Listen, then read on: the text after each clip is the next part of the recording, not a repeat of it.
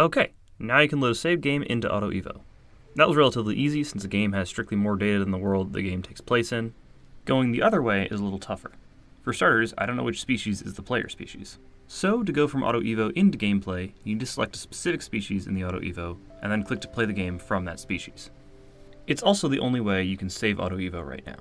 Pick a species to play, save the game, then open that game back up in Auto Evo.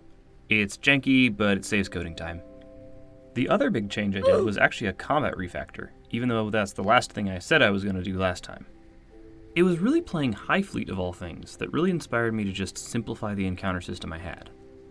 I don't know if anybody actually noticed this, but in the release build, you can click on the little images to switch between the encounter targets. You probably do know that other organisms can push themselves to the front of the line and keep you from just eating the plants. Every organism in an encounter actually has a unique distance from the player, and moving towards or away from one doesn't actually change the other distances, implying that each encounter either takes place in n-dimensional space with every other living being, or you're just very surrounded and everybody moves in a pattern to match that. So screw that. Now everybody's in a line. If you want to get the yummy dead zebra, you gotta fight the hyenas first. I've added a new action that lets you move past the current organism and go on to the next one. It works if the current organism isn't trying to eat you right now. The other changes I've made lean in on making encounters more streamlined and making a framework for more interesting combats than just pulling body parts off each other one by one.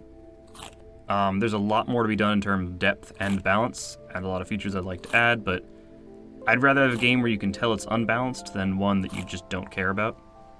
Finally, there's difficulty options now. People were saying the game was too tough, and I'm inclined to agree, particularly since now, thanks to Auto Evo starts, you can choose as playing something really weird. I spent way too long mulling over if I wanted to call the easiest difficulty setting Flat Earther, or if that was too mean. But screw it, it's the internet! I don't plan to make a new video with every update I make to this game post-launch.